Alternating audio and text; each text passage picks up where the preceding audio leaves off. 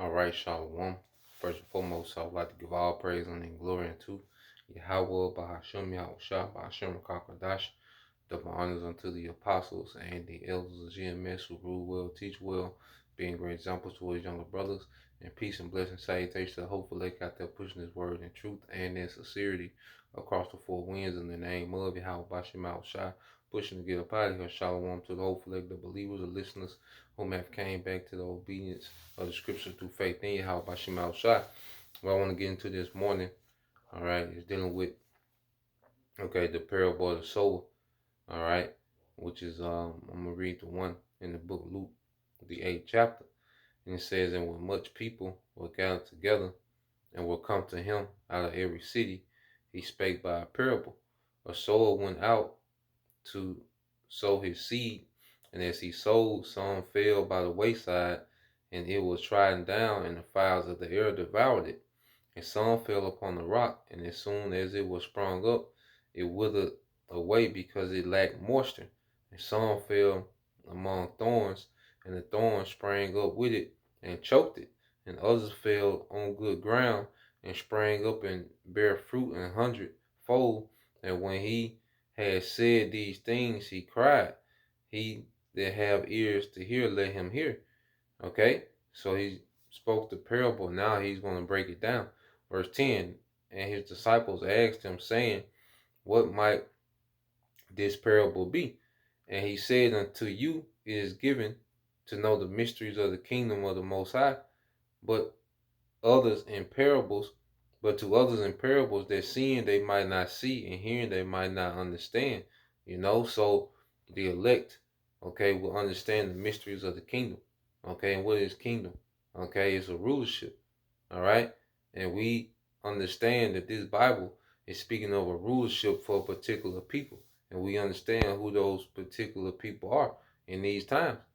Okay, so as we, constantly, grow in this ministry, we're understanding more and more, all right, the kingdom, the mysteries of the kingdom, which is only given to that hopeful elect. To everyone else, this is a mystery. The Bible is a joke. The Bible, is irrelevant to the masses. Not understanding the power, and the authority, within the scriptures. All right, verse 11 says, Now the parable is this: the seed is the word of the Most High. All right, so the seed is the word. Those by the sides, all right, those by the wayside are they that hear. And see, this seed being the word, the prophets, are the souls. We're the one casting seed. The Lord put the Spirit on us to constantly cast out seed, man. You know, and it falls on whatever ground. We can't, uh, we don't have control of what ground it falls on, but it's on us to cast seed. That's our lot. That's our duty. Okay? Teach the word in season, out of season. All right? Prophesy to the wind, whether they hear or whether they forbear. Okay?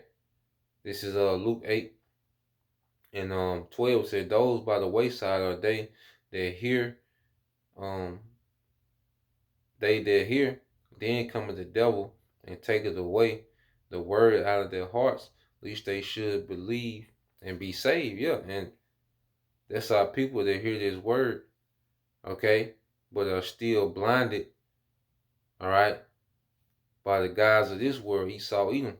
They're still into the Christianity, the feminist, the American dream, okay? They still into all these bugged out doctrine, okay, these doctrines of death, all right, that has been presented to them by Esau, Edom. Black culture, you see, our people, they're engulfed into those things, man. All right, that's why you read 2 Corinthians 4 and 3. But if our gospel be hid, it is hid to them that are lost, in whom the God of this world, okay, who have blinded the minds of them which believe not, lest the light of the glorious gospel of the Most High, all right, of Yahushua, who is the image of the Most High, should shine unto them. Okay, so the guys of this world have the minds of our people in their hand. Okay, these devils, there's nothing you can tell our people to get them to stop celebrating Christmas and, worshiping, Christ, and you know, into whatever that they're into, whatever false reality given to them by the devil. There's a lot of our people that can't be pulled out of it, man.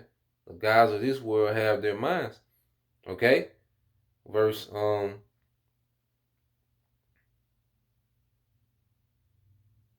of fact, I read this in the NLT, 2 Corinthians 4 and 3 in the NLT. If the good news we preach is hidden behind the veil, it is hidden only from the people who are perishing. Satan, who is God of this world, has blinded the minds of those who don't believe. They are unable to see the glorious light of the good news. They don't understand this message about the glory of Yahushua, who is the exact likeness of the Most High. Okay? So there's nothing we can do that can make our people get it that don't get it, who is not meant for, man. Okay? That's that ground. That's that read verse 12. These are those that fall by the wayside, man. You know, they hear this word and the seed don't even take root. It just fall off into the wayside, man. Okay? Because they so full of, they so indoctrinated, you know, with the doctrines of this world. All right, verse 13. It says, they on the rock are they which, when they hear, receive the word with joy, and these have no root, which for a while believe, and in time of temptation fall away. Okay? And you have those, you know, that receive this word, you know, that, you know, they have zeal, okay? But they're not rooted, you know? That's why, you know, we're not here for gimmicks. See, gimmicks keep a lot of people around that's not rooted. You know, you see a lot of these other camps, you know, there's any and everybody in the camp. You know, you come to camp, you know, 1 week, you know, 2 weeks later you're reading, you know, you beside the head of the camp reading. Okay? They receive this word with joy, but they really don't have no root. You know, they really don't even understand what they believe in. Okay? So as you read, all right, it says in the time of temptation, okay, they fall away. So any trial they go through because of this truth, they instantly remove, you know, the truth and revert back to their old ways, man, because they don't have no root. Instead of applying the truth, you know, to their circumstances, they remove the truth and they go back to their old ways. It says, which for a while believe, and in time of temptation fall away. And that which fall among the thorns are they which, when they hear the word, go forth and are choked with the cares and riches and pleasures of this life, and bring no fruit to perfection. Okay? And that's how people that receive this word. Okay? But then, you know, the allure of Babylon, you know, because this word causes us to sacrifice. You know, there's a constant sacrifice, you know, within the ministry, man. And you know, we miss out on things of this world. Okay? We miss certain advancements we can have. You know, the Lord provides, and you know, of course, you know, as mature adults, we gotta handle, you know, and maintain our situation. Okay? But we can't engulf ourselves in trying to advance in this world. You know, there's a limit. We're restricted. Okay? But you have people that hear this word, and due to their personal circumstances, their personal ambition, okay, the word becomes secondary, and eventually the word is completely choked out by this world. Okay, the cares of this life. You know, and that's why Yahushua, all right, when you read, all right, as he was dealing with the Apostle Paul, when you go to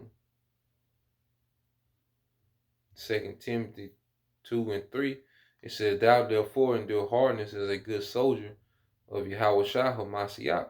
Okay? Enduring hardness, man.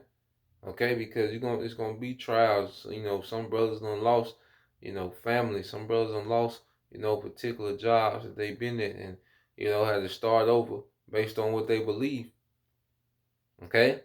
I'm not telling you just to, you know, cause your own effect, you know, not to wild out, but by default, just believing in His word.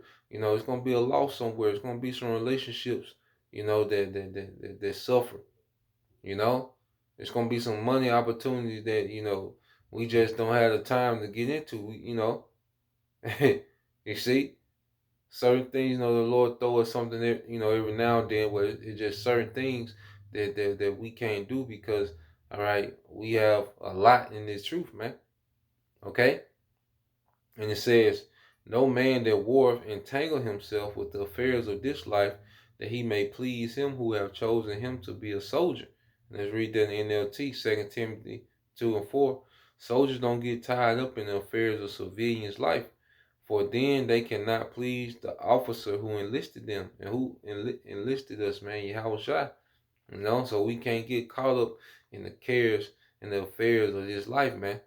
We can't be entangled. We gotta have availability for Yahweh. When the Spirit calls upon us for certain things, you know, to be around being around brothers, teaching, reading, researching. Like we gotta be available for those things, man. Prayer, fasting, we gotta be available for those things. You gotta be on call. Like some soldiers, they're on call, 24/7. You know, so we have to make ourselves as available as possible, man. To be pleasing unto Yahweh Shah, or else this word will get choked out. Like I said before, the men, that we see, fall out, become disenchanted. Okay, what happens? It's a gradual process, man. Okay, they start getting entangled into the cares of life. All right, and then eventually the word is choked out. Okay, it's always a process, man. So there's something. That's why we got to examine ourselves to see if we be in the faith. It's a thing of constant self-examination, man. You know, like like this guy here. This is 2 Timothy 4:10. All right, it said, "For Demas," this is Apostle Paul speaking, of this guy Demas. "For Demas have forsaken me, having loved this present world, and is departed unto Thessalonica, Crescens to Galatia, and Titus unto Dalmatia." So Demas, pretty much left off the ministry because he loved this present world. The pleasure of this life choked the word out of him, man. You know, there's still Jake that just caught up in the allure, all right, and the pleasures, the instant gratification that comes with Babylon, okay, the feeding of the flesh. Well, Yahweh Shai warned us about that, man. All right, this is the book of Luke, chapter 21, all right, verse 34. It says, "And take heed to yourselves." See, it's a constant taking heed to ourselves because we gotta constantly examine ourselves to see where we at, man. Prove ourselves, man. Okay, whether we be in the faith. All right, and it's a constant thing, and we have to be honest when we assess us, make an assessment of ourselves. All right, so we can make the proper adjustments, man. Okay, and it says, "And take heed to yourself, lest at any time your heart be overcharged with fighting and drunkenness and cares of this life, so that day come upon you unawares," man. Because we're in the time now of watching for prophecy, man, because prophecy is unfolding right before us, man. You know, being circumspect, being wise in how we move.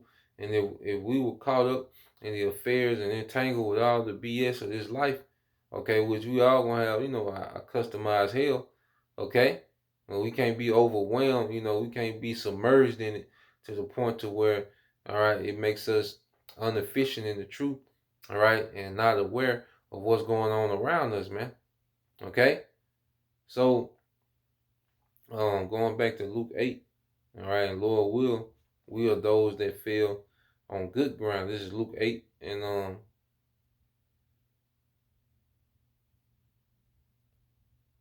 14. It says, "In that which fell among thorns are they which, when they heard, go forth and are choked with the cares and riches and pleasures of this life, and bring no fruit to perfection.